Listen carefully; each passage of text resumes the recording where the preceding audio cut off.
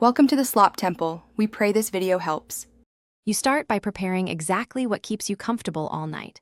Comb through, then section hair into 6 to 12 parts. Small sections give longer-lasting curl. Once done, use soft or sponge rollers that are 0.5 to 1 inch for manageable volume. They won't dig into your scalp. Apply a lightweight product, 1 to 2 pumps, so curls set but don't feel crunchy.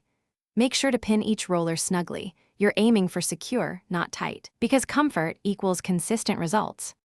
Once your rollers are in, protect the shape and hair overnight.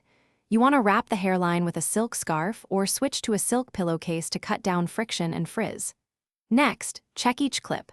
Make sure rollers are anchored snugly yet not pulling at the roots, because tension causes breakage.